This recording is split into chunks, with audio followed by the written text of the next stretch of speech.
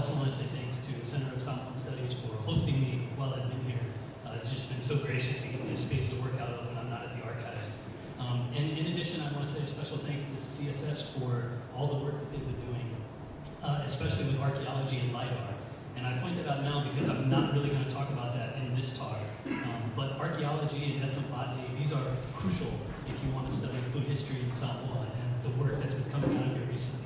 I've really been benefiting from it, so thank you so much. Since I've been here on this trip, I've been attending Dr. Lufatuli's Tuesday evening seminars. And one thing he emphasizes to his students is that breaking down the title of a work can tell you a lot about the author's intentions. So I thought that sounds really good, and what I could do maybe for at least the first part of this is go bit by bit in my title and give you an idea of what I'm working through. I'll return to the Māʻona there very soon because it comes up later in the talk in greater detail. And instead, I'll jump to the word approaching and just say that this talk is just that. It's an approach. It is an approach in the sense that I'm just starting my dissertation research. I finished my comprehensive exams just a couple of months ago, so this is really the early stages of my research. And it is also an approach in the sense that I'm trying to grapple with different theoretical and methodological approaches I've encountered so far through coursework and through preparing for comps. And in my grappling, I'm trying to see which might apply best for this particular project. So this presentation then will reflect that process. I wish I had a finished product for you all. Perhaps in a couple of years, I can come back and present something fuller. But I hope that this talk might at the very least provide some food for thought. And I realize that's a terrible pun. But I'd like to just show how a food history of Samoa might be framed and researched. The next word there, and not to be overlooked, is A. And just very briefly, I want to emphasize that the work I hope to craft is not the food history of Samoa, but rather a food history of Samoa. In 2017, Drs. Sāmoa and Dr. Schoeffel reflected on their careers in Pacific Studies. And they wrote that when it comes to Samoan oral traditions and Pacific Studies more broadly, there are no truths, only discourses. And this concept has become a hallmark of Pacific Studies in the last 3 or so decades, commented on by many. Peli Hau'ofa once wrote that one of the more positive aspects of our existence in Oceania is that the truth is flexible and negotiable. Greg Denning has said that any history is a contemporary reconstruction of the author, reflective of their interpretations and their biases. And Klaus Neumann, for his part, dedicated an entire book to emphasizing that there is no quote-unquote way it really was. So for me, each work of Pacific history, mine included, is not so much an ultimate concrete history as it is one small part of an ongoing dialogue. And this particular talk and the work that ultimately comes from it is not a discussion I hope to end, but rather one I hope to work through in concert with others, including those here today. So with that, on to food history. As an academic field of inquiry, food history and the broader field of food studies are simultaneously booming and nebulous.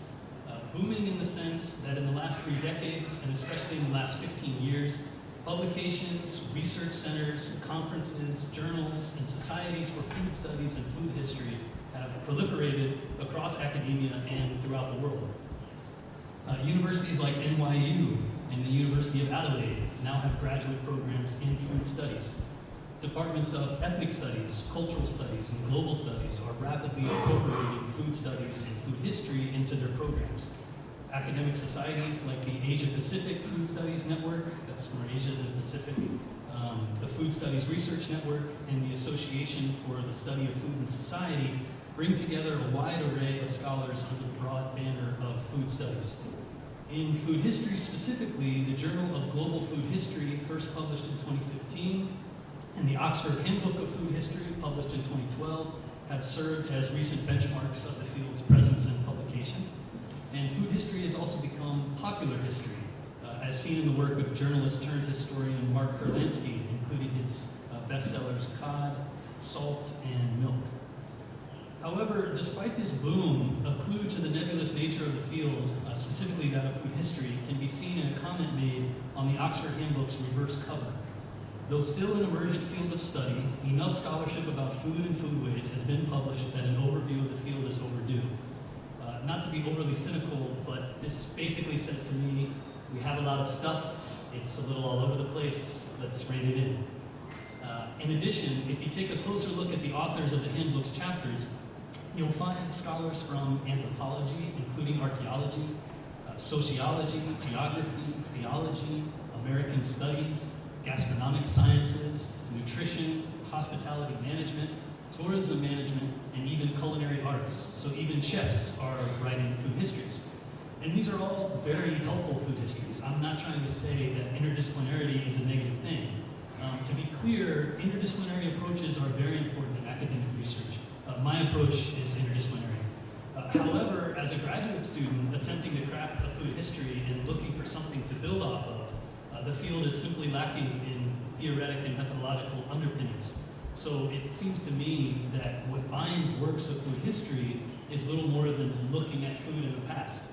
And when you're trying to start off, that's just a little too broad. And so you could say that that's true of other fields. You might try to say that of Pacific Island studies, for example. But then again, there's a reason why nearly every Pacific Studies piece published in the last 30 years cites somewhere in the text the work of Hau'ofa, or Albert Wentz, or Denning, or Teresia Te Aiwa, and so on. And it's because these scholars have provided theoretical and methodological frameworks that scholars of Pacific Studies, regardless of their approach or discipline, can build off of. And it is for this reason that I'm tapping into my fields at UH, which include Pacific Studies and Pacific History, my major field, as Dr. Lofaitu said, to approach this food history. So one of my goals then in my project is to see if Pacific history approaches might lend themselves to food history more broadly, and I think they can. Given time constraints, I can't possibly mention each scholar of Pacific history whose work lends itself to my own. Aside from those mentioned already, I'm constantly drawing from Latukefu, Diaz, Camacho, from my committee chair, David Hanlon, another committee member, David Chappell. I'll mention Dr. Hanlon later. And because this is a Samoan history, I'm working to build off of Milisea and Shofo, as I mentioned earlier, as well as Albert Wentz, Davidson, Gilson, Tuia Tamasese Efi, Uperesa, Salesa, Field, Chappell again, it's also written on Samoan, and Mangeo. I've cited in 2 class papers Dr. Lofaituli's dissertation. So all of these works, among others, are crucial to engage with before setting off on this journey. But I'll spend the time I have today honing in on one particular work that I think builds upon and encompasses a range of Pacific history approaches to provide a framework by which I can present a food history of Samoa, or better still, a food historicity of Samoa. And that is Chris Ballard's 2014 article, Oceanic Historicities. In Oceanic Historicities, Ballard sought to articulate a path forward for Pacific history by emphasizing that we all live our histories in ways that exceed our capacity to document them, and that we do so under the conditions of very different forms of historical consciousness. Ballard said that these forms of historical consciousness are both culturally and temporally specific, and that we inhabit and practice and reproduce our past in a range of expressions and actions, accessing what he called the archive of memories, to navigate between the demands of the past and future from the perspective of a constantly shifting present. Ballard's argument here builds from the work of Greg Denning, specifically his 1991 book chapter titled A Poetic for Histories. In that chapter, Denning noted that Pacific history had long set aside and even overlooked vernacular or public forms of presenting and making present the past. For Denning, A Poetic for Histories allows Pacific historians to embrace not just memory, but all the other ways of knowing the past, which could include reminiscence, gossip, anecdote, rumor, parable, report, tradition, myth, saga, legend, epic, ballad, folklore, annal, and chronicle. It's a mouthful, you gotta take a breath and do that. Among other forms of expression. The key here, Ballard notes, is that these forms of expression are profoundly performative. They are, he says, the praxis of historical consciousness, history embodied and performed in the present. However, Denning never offered an example of how it could be applied within the field of Pacific history. He said that he didn't have the expertise, given that his work had been so heavily archival and not as engaged with contemporary peoples, at least when he wrote that in '91. So for me as a student, Denning provides the theory and at least approaches some of the methodologies, but ultimately does not offer up an example to follow, which brings me back to Ballard. Oceanic Historicities does offer some examples, both from Ballard's own work and from others cited in the text, that I think I can use to articulate a food historicity of Sāmoa.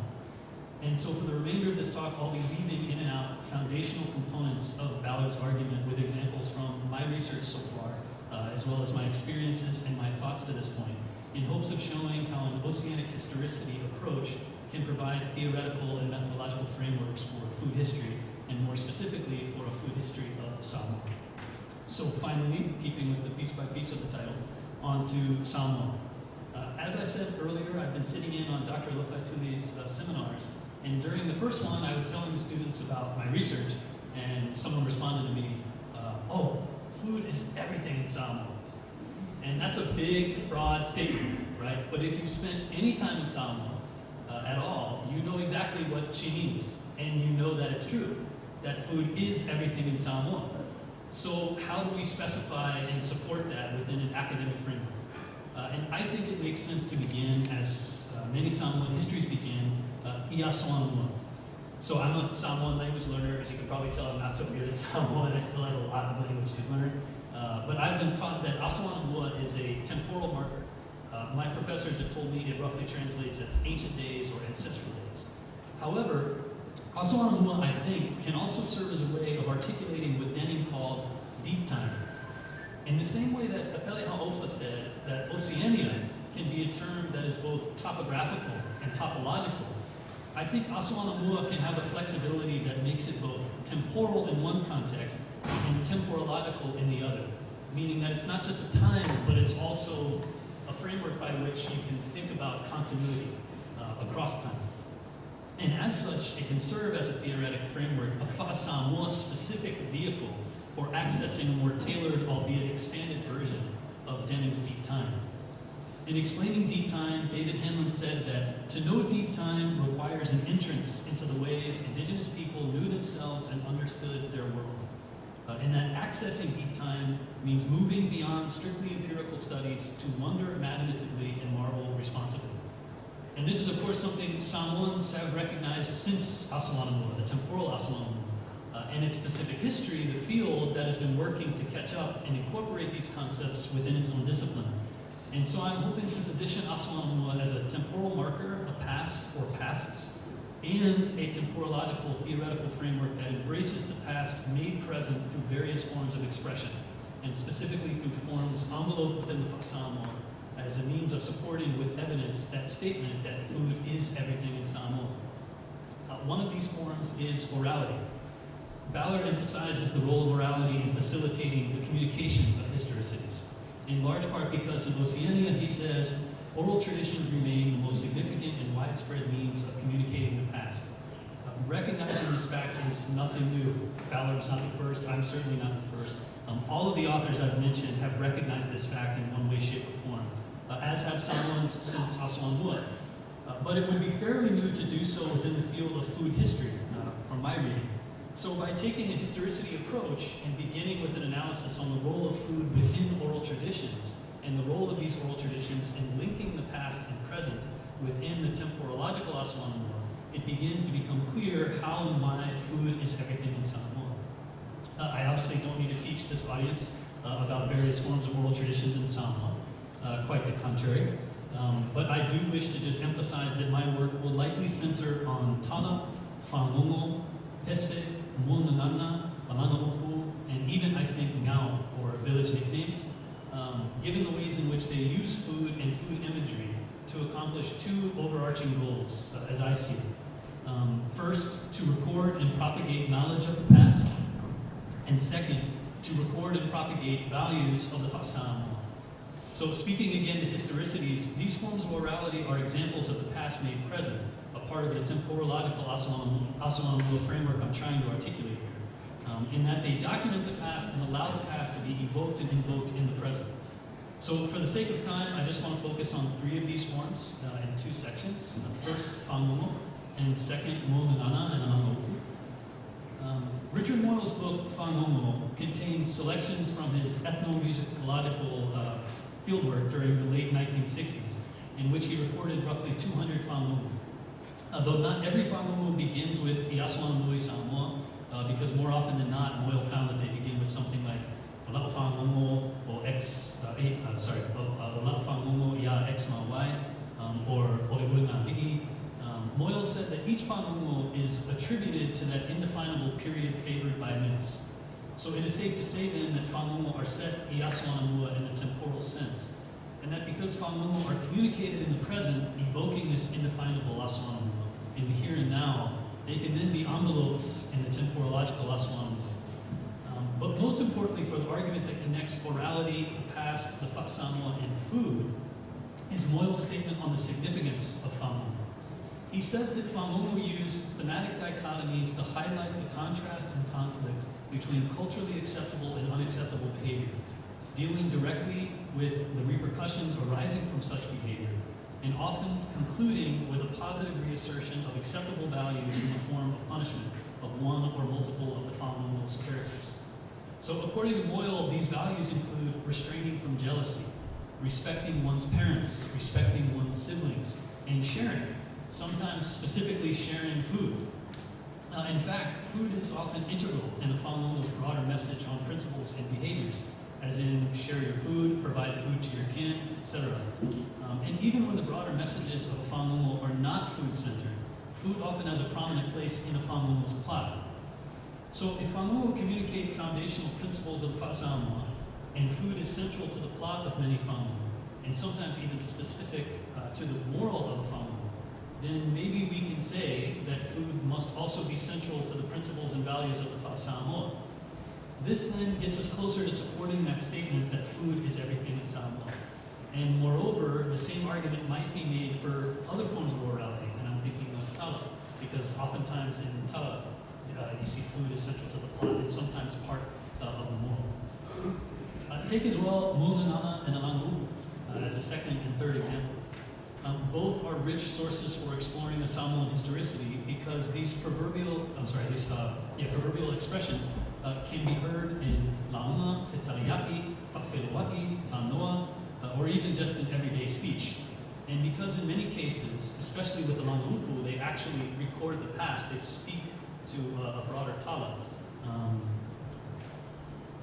In nearly every case, they invoke and evoke the past. In that, like whangongo, their utterance reflects a connection between past and present as the speaker navigates contemporary context. So like whangongo too, many of these Mūnganana and Alangu'u speak to or of food, either to say something specifically about food or to use food as a means to a broader end. Drawing from various collections on these proverbs, again, not concrete standards, because each one can be changed or altered in real time, but rather sets of examples, we can see again the centrality of food within orality.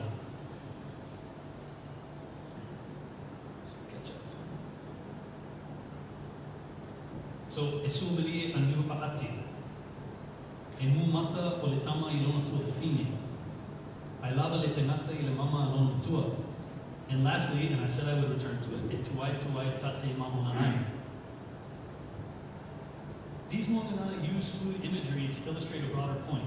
So of course, some can be applied literally. For example, e tuai tate Māʻona ai can be used literally to speak of food that's taking a long time to cook, but will as a result be fulfilling. But its artistry is that it can also be an allusion to a broader message of patience. That's something may take a long time, but will be worth it in the end. Or with emu mata o le tama I lona tua whawhine. Yes, it's about the role of a brother in preparing food for his sister, but it's also about the whawhenaima, right, in a broader sense, which is a foundational aspect of the Sāmoa. So with all that said, it's still important to note the prominence, or in contemporary cases, maybe the lack thereof, of these forms of oratory in contemporary Samoan society, as not to artificially emphasize their importance. I was reading an article by Tuai from 2003, and he said that whangongo were in demise, replaced by the cinema, television, and the radio, among other contemporary forms of entertainment. So if that was true in 2003, you can only imagine what smartphones might be doing in regard to the use of whangongo. So I have to ask myself, are whangongo in practice enough to count them as a contemporary form of presenting the past? I don't want to inflate that. So more research is needed there, certainly. But I still think that either way, looking at oratory, even that which might be falling out of use, still establishes a long-standing centrality of food within that oratory, which again is important for articulating the centrality of food within the Sāmoa and the Samoan past, and that's what I'm really trying to do in this approach. Ballard was sure to point out too that historicities are something more than oral traditions and oral histories. He said that historicities could be performative as well. According to Ballard, Pacific historians often privilege orality above non-oral performances because of the ways that orality can be textualized, so it all comes back to text. Ballard said that Pacific history has an almost relentless urge to textualize experience and then to see in the past only what is textual or capable of being rendered as text. He emphasized dance as a means by which Pacific history can begin to approach non-oral performances, citing the work of Adrian Kapler, Amy Kubulealoha Stillman, and Katerina Teaiwa as examples of works that have looked at dance in Pacific history. The medium of dance, Ballard says, is an example of the ways in which people manage their bodies in public contexts, simultaneously evoking and communicating history while storing memory in the body. So right away, we might think of the taurunga as an example. So just as the telling of a whāmomo, let's say, provides a general, deeply historical framework for the speaker, while allowing for some flexibility in poetry in real time, the taurunga provides the performer with a choreography of gestures, movements, of poise, while also allowing the performer to also improvise in the moment, merging the foundations of the past with the flexibility of the present. The taurunga is, as Ballard notes, an evocation of the past, a manifestation of memory stored in the body. So I wondered if we might be able to place cooking in this category as well. Not to mention serving food, exchanging food, and even eating food. And though it may seem at first glance like a stretch, and though of course dancing and cooking are meant for very different spaces and different purposes, the process of preparing the umu, for example, is very much, I think, a manifestation of memories stored in the body. There are deeply historical foundational frameworks by which one, and of course usually many, prepare an umu. But there are also improvisations based on a range of contemporary contexts, such as types of foods prepared, types of materials used, and these can speak to aspects of material access and migration, among many other things. An umu in Kalihi will not look the same as one prepared in Ta'u, for example. And of course, both are quite different than umu made in Yasuanamua. But the practice of their preparation in all those instances is a means of presenting the past through performance. The performance of cooking, if you'll allow that term to apply. And again, I'm not saying that cooking is just like dancing. I know that they're very much different. And as I said, within the Samoa, they take place in very different spaces and for very different reasons. Rather, I'm trying to expand on Ballard's conception of performance to incorporate the physical, non-oral aspects of the Samoa into a Samoan food historicity. And it seems to me that food preparation, as well as food service, as in who serves what, to whom and when, exchange, what is given, to whom, and for what purpose and what context, and even consumption, who eats what, when, and why, can most certainly be characterized as performance, and one that communicates a relationship with the past through the way people manage their bodies in the present. This then seems a good moment to pause and emphasize the need for critical ethnographic practices in articulating historicities. These practices might include participant observation, building rapport, as well as more critically indigenous approaches such as talanoa. And I want to stop and just briefly clarify my stance on talanoa, because as I was writing this, I got involved in a conversation with some professors here at NUS, and it was extremely helpful. And I just want to emphasize that I cite talanoa here not to try and give myself a kind of credential, as I've said, I'm still a student, and I'm still learning to grapple with various methodological approaches. I don't see talanoa as an inherent solution, as if to say, I'm using talanoa, so my work is going to be great. I merely wish to try and apply what Sitiveni Halapua has described as a facilitator of an alternative process that strengthens interpersonal bonds. But even Halapua himself noted that talanoa is neither a solution nor an answer per se. In addition, I'm trying to recognize that within the Samoa, sorry, I lost you. Okay, there we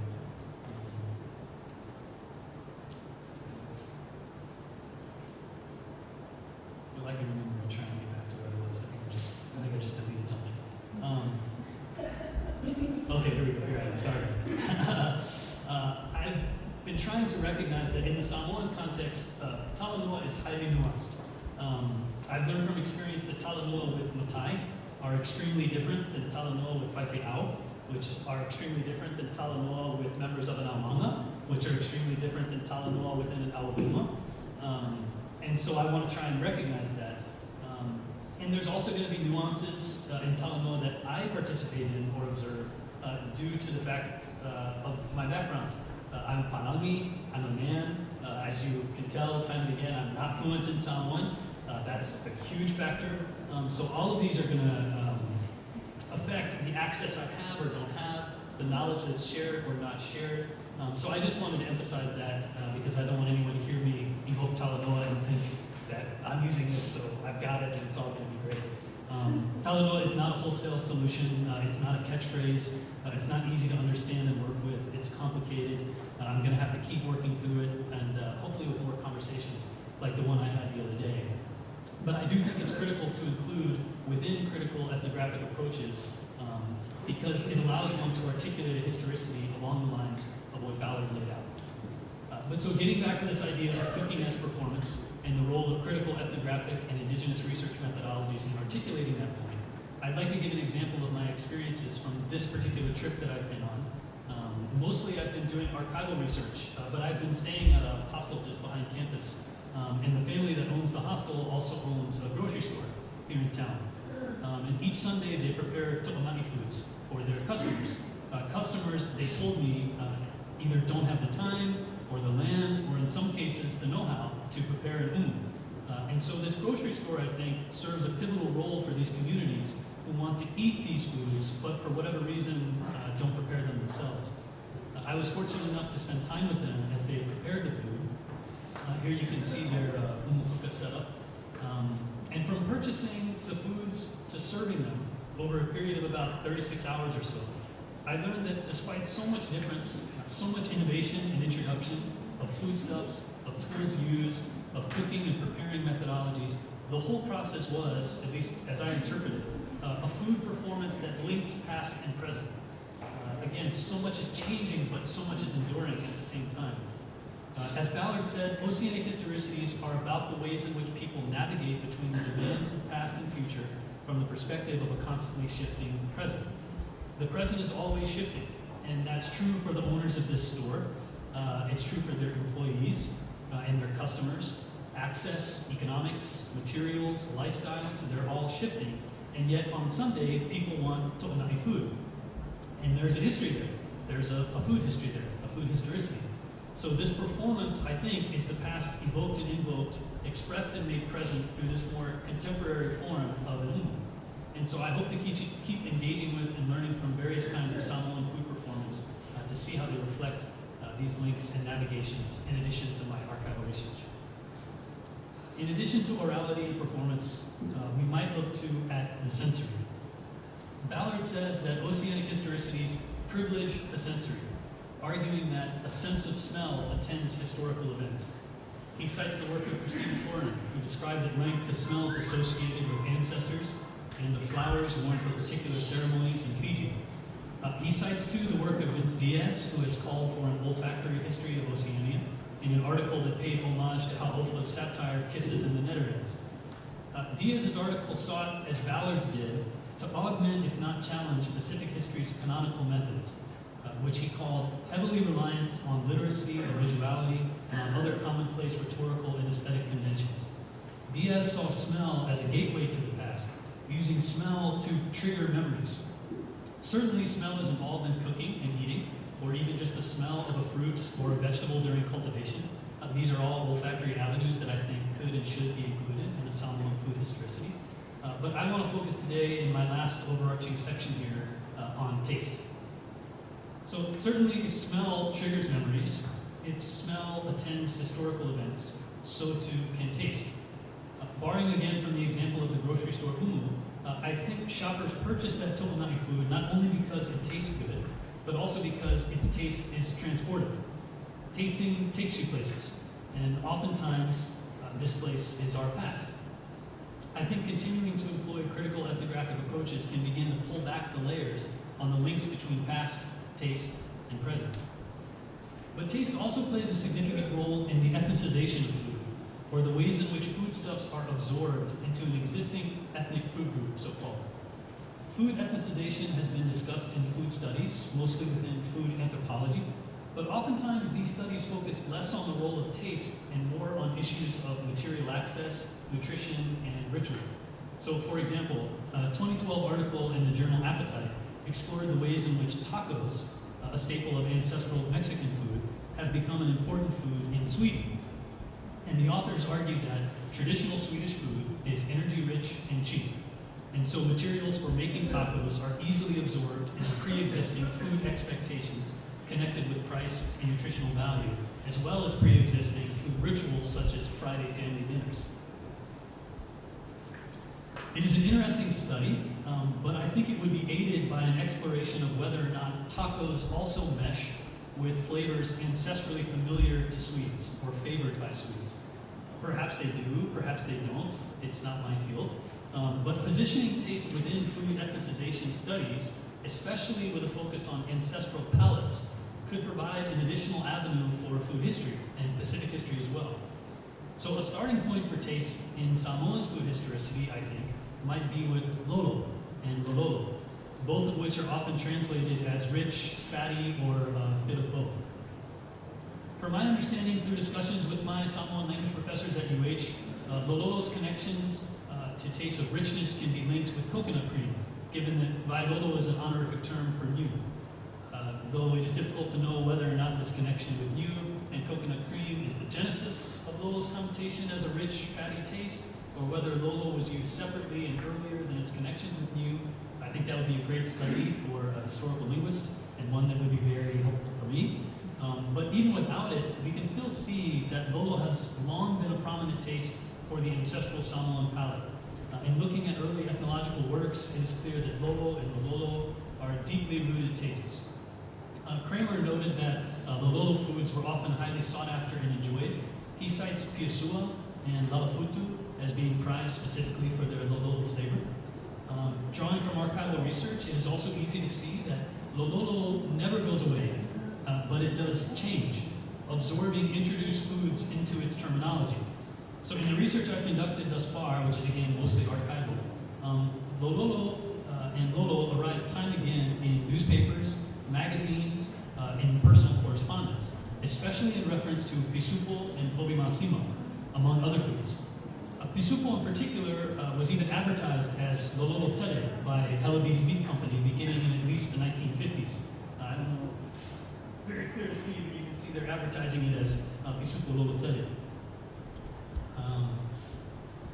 Helleby's, of course, being the company immortalized in the popular Samoan song Oka Oka Laʻohani, which mentions Apa Helleby's, which itself has been around since at least the 1930s.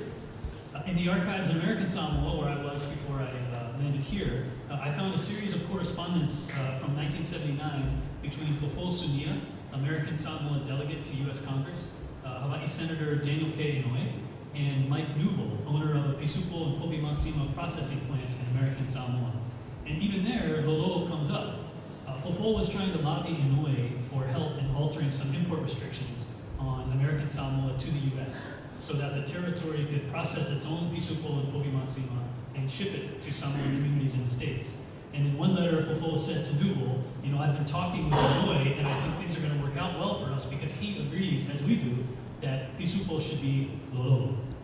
So here, in addition to speaking to ethnicization, we also have the lolo taste in the center of discussions over matters of economic independence. And I don't think it's a stretch to make that argument. My central question regarding lolo and lololo, as well as other Samoan tastes, sommelier, for example, is this. Are there uniquely Samoan tastes that facilitate food ethnicization? In other words, was pisupo's adoption as a Samoan food, so-called, more a matter of circumstance, or was there something particular about its taste that drove demand for it? It might be a chicken and egg situation. Perhaps the answer is that taste worked in concert with things like advertising and pop culture. Those Helleby's ads, the Oka Laʻohani song, may have played a role in pisupo's adoption as a Samoan food. Or it could have that it's easier to purchase pisuko than it is to provide or procure something like piusua or lalafutu? Or somewhat in the opposite sense, was it the difficulty, the expense of procuring pisuko and other introduced processed lolo foods that ascribed it a certain status of material wealth? One of my professors, my Samoan professors at UH, told me that that was his experience growing up, that he wanted pisuko because of what it said about where he was socioeconomically. And of course, that would then play back into the issue of the role of food in performance as pisuko becomes more prominent in boso, sua, ta'alolo, and other food exchanges. Also, I'm curious, how have conceptions of lololo changed over time? Is coconut cream still lololo when the label is now used often with pisuko? Are there different kinds of lololo? I don't have the answers to those questions. Maybe some of you can help me out. But they are all ones that I'll pursue as I move forward. In addition to food ethnicization, taste also serves as a connector for Samoans living outside Samoa.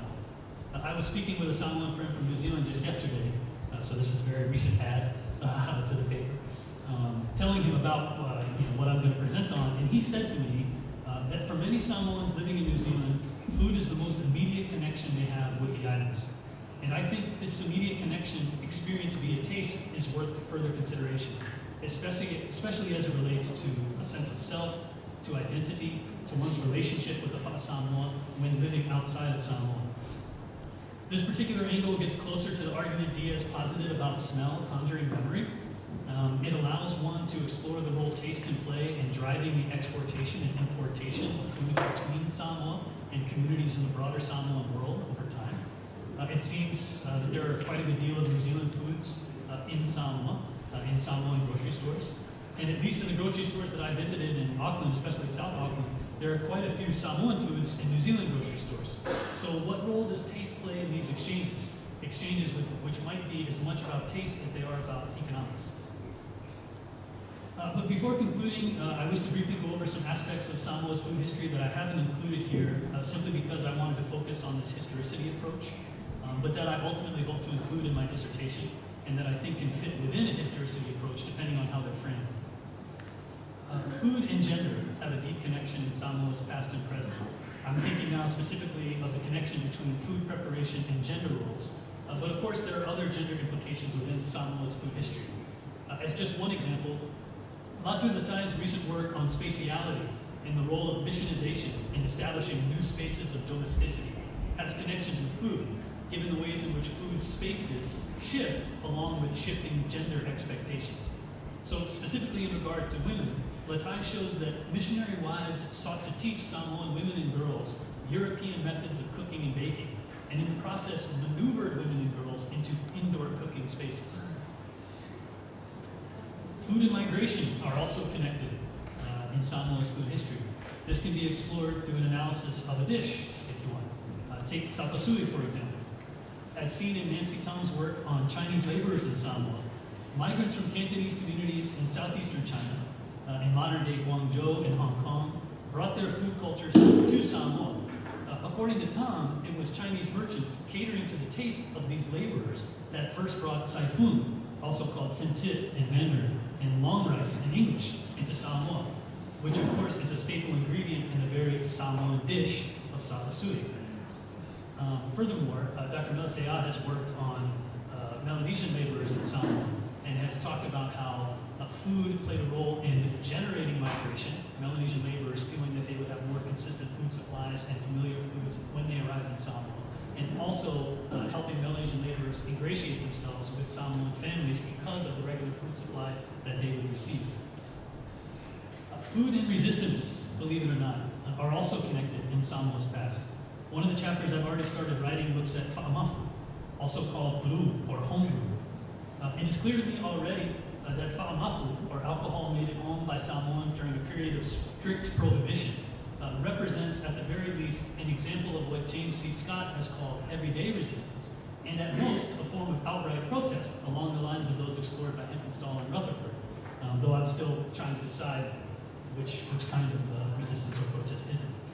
Fa'amafu also conveys a shifting power dynamic, a turning of the tables, so to speak, when you consider that many Palangi New Zealanders living in Samoa purchased fa'amafu from Samoans and visited regularly Samoan-run underground saloons due to the fact that even they, as Panangi New Zealanders, had a difficult time purchasing alcohol in Samoa. I've seen too in the newspapers at Nelson Library since I've been here that Samoa, especially in its early years following independence, would place temporary bans on foodstuffs imported from New Zealand, Australia, and other larger nation states, specifically as a means of halting their escalating prices. So these areas, I believe, can fit well within a historicity approach and speak directly to changes in food and food practices over time. Moreover, I hope they underscore my belief that taking a historicity approach does not mean forsaking textual archival research. And as Ballard notes, historicity approaches allow Pacific historians to follow our sources from text through to oral traditions and other forms of non-documented history.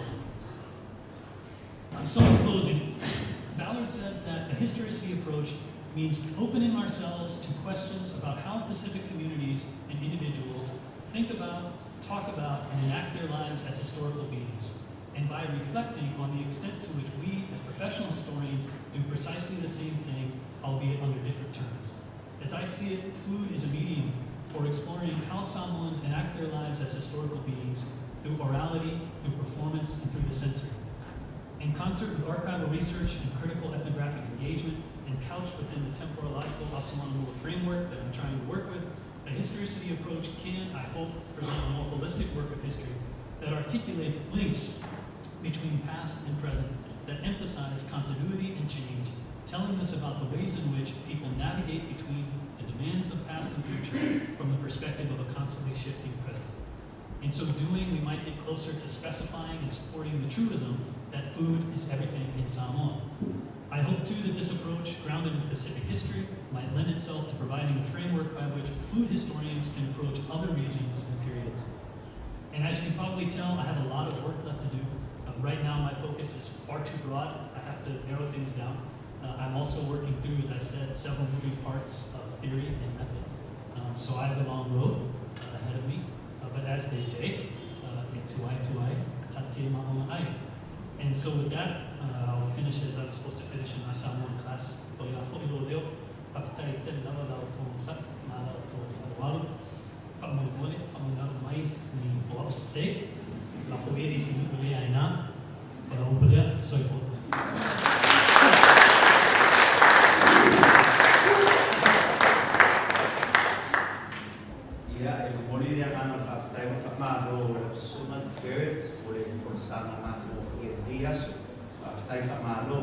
I don't know about the rest of you, but I'm in for home brew right now since I'm soon. But we're going to open it up. We have 15 minutes for questions, and then.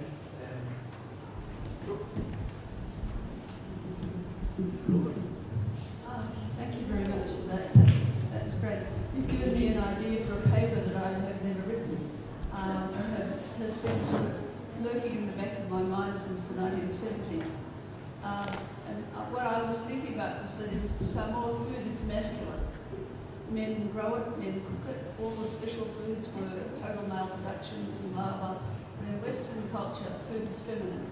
And so there was this interaction when the missionaries came. So I would go beyond what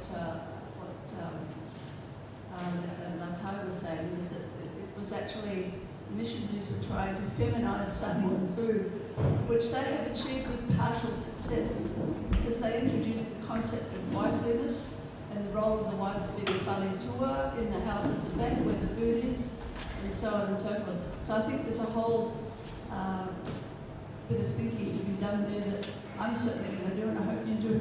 Yeah, thank you very much for that. Yeah, and just a quick note, one of the things I found in the Nelson Library and looking through the older newspapers are that there are these kind of like homemaker articles catered specifically to women, and it's difficult for me to know from the newspaper, is this a newspaper meant for a Panangi audience, for an Anglophone audience, for a Samoan audience? It can be harder than you think, because even if the newspaper is half English, half Samoan, it might just be the English thing copied over to Samoan, so it's still the target audience is Anglophone. But I think in some of the newspapers I've seen that there was an effort, even in the 50s, 60s, 70s, 1950s, 60s, 70s, an effort to try and say, if you want to be a good woman, these are the kind of foods you can make. Yeah, I'll share my paper on that.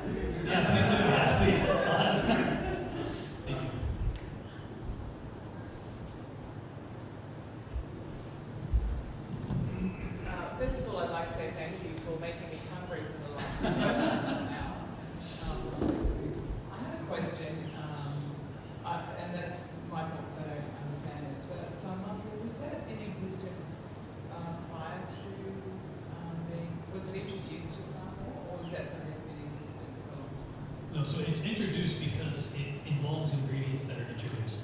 So it involves either rice and water, or it involves malts. So it's introduced. I'm really trying to find the origin of it, more specifically. What New Zealanders, Palangi New Zealanders were saying in the 20s, 30s, and 40s was that they were actually, New Zealanders living here were very critical of the New Zealand government for prohibition, but not for Samoans, because they would say routinely a lot of times negative things about Samoans and their ability to handle or not handle alcohol. They were concerned about themselves because it was really hard to buy alcohol, and they wanted to get drunk, and they wanted a larger volume than they were allowed to get. For a long time, you actually had to go to the doctor, and there was one doctor, so you had to go and get like a medical prescription almost for alcohol.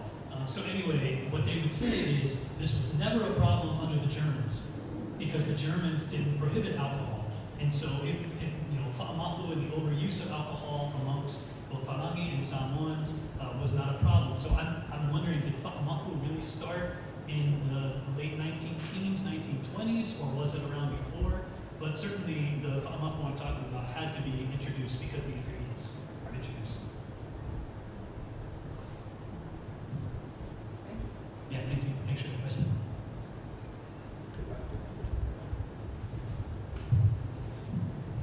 Just a couple of comments. It's very, very good presentation. Food and preservation, things like tapu and sa on certain species of animals, crops, times of scarcity, and all that. So this area there to be explored. There's also food and identity when you refer to migration and things like that. That's an interesting way to think about it. Even here in Sāmoa, you don't have to migrate to try and go and eat traditional food because of that identity issue. My last comment is sort of when you said, in Sāmoa food is everything. There's also a perception in Sāmoa at least that in European society, money is everything. And taking that as a framework for a kind of, compare and contrast actions that people do given those perceptions. I was just wondering whether you kind of thought about that in terms of the way, and also particularly the way money is now sort of replacing food, if you like, as everything. Right. There's that kind of transition, if you like, or evolution from one to another. Just a comment. Yeah. Thank you. Yeah, thank you. Thanks very much. Yeah. In terms of food migration and this idea of moving for taste, when I was in Ta'u, I think it's very real. It sounds funny or something, but it's really true that I think people are leaving Ta'u in part because they want access to a lot of different things, but one of them is taste and being able to go to McDonald's. The feeling. I mean, I was a high school teacher, so I got to spend a lot of time with young people. I can't use that in my research, but just from my experience, listening to people talk about, their village and wanting to get away and constantly bringing up food and wanting to get to spaces where they can have more access to different kinds of food. And then the tie between, food and money, it's one of the things that Luafata Simon Klutz, one of my mentors at UH, has talked about a lot, the changing of the nature of the sua. And part of it, yes, is taste, but part of it too is that if you give a new instead of a Mountain Dew, maybe you are not contributing as much, and it doesn't look as good. This is what she's told me. That maybe it doesn't look as good because it doesn't cost as much. So yeah, I'm trying to think about the role that the relationship between food and money and the broader messages behind that. So I'll keep doing that. Did you find out what the origin of the word pisupo is? Okay, the origin of the word pisupo, it's tough to know for sure, but the closest thing I've gotten in the archival research is that initially canned foods, I guess a prominent canned food that was coming in for Palangi was pea soup. And so any canned food was called pisupo. Whaling ships. And then, right, yeah, and whaling ships as well, right. And And then basically corned beef just rose as the bisupo, the canned food of choice. So that's the best I have. I'm not ready to like publish that, but I want to keep looking into it because I don't know for sure. Yeah. Right now, there's an agricultural show going on. Yeah, I heard that. Yeah. And I was thinking of the term Sāmoa, as you gave the talk, which is the first crop, if you like. We offer to the village as for all sorts of reasons, but usually what we offer the village after we first done harvest. It's taro, whether it's taro or bananas or whatever. But that's another concept which is quite useful. That, it's all sorts of things now in taro, not necessarily food. Sort of giving something to people with regard to respecting the status and so on. So maybe we can talk about it a little later. Yeah, that'd be great. Yeah, thank you so much.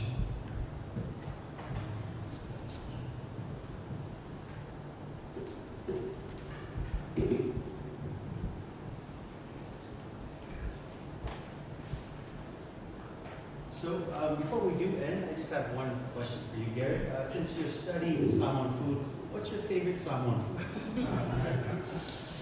Well, first it was oka. I really love oka. That's my wife's favorite Samoan food. She's from Japan, so raw fish right up the alley. I really like palusami. I know it's a classic. I really like it. I really like I really like bisupo too. When I first moved to Tahu, I was living with a fellow teacher, but he's from Ho'osenga. And so he made a bisupo sandwich, basically just white bread and bisupo and mustard. And I was like, I'm not eating it. And 1 month later, that was my go-to food. So yeah, bisupo sandwich is one of my favorites too. Thank you so My much. name, that's it. Oh, we have one last question. Yes.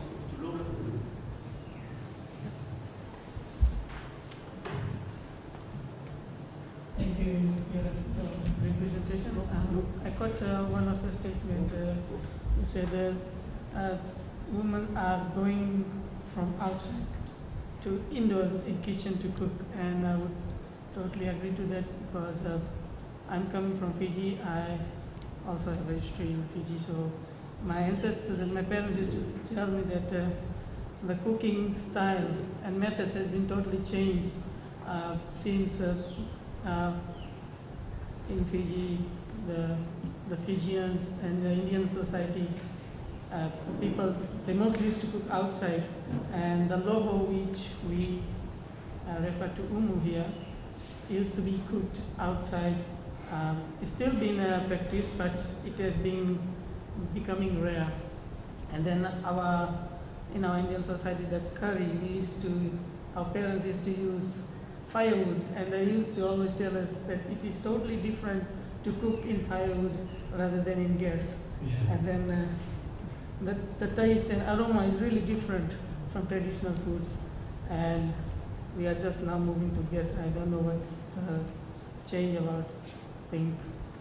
Yeah. So the changes, so like the Tuai said, this idea of changing spaces and cooking spaces, I think is going to be really big in my work, because the idea of shifting, not all cooking, because obviously there's still a lot of cooking done outside with the umu, but umu kuka versus whare kuka, right? And then who's cooking in there? Who goes in there for what purposes and what reasons? Those are really interesting to think about. And then in terms of like gas cooking, one of the things I can see in the archives too is a push for appliances. And again, kind of what appliances would say. If you owned appliances, if you had an icebox, if you had a stove, a gas stove top or an oven, those might say something about you and your status. And that's not just Samoa, that's true the world over. So yeah, it is interesting to try and chart the use of appliances in history and the drive for appliances, but what it also means for taste and cooking practices.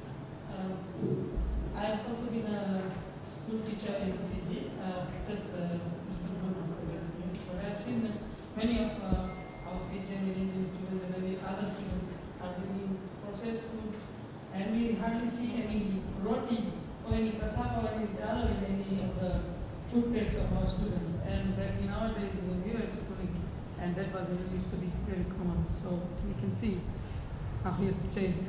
Yeah, it is. It's amazing. Thank you. Yep, we have one last question. Thank you very much. I am honored to have a last of the last.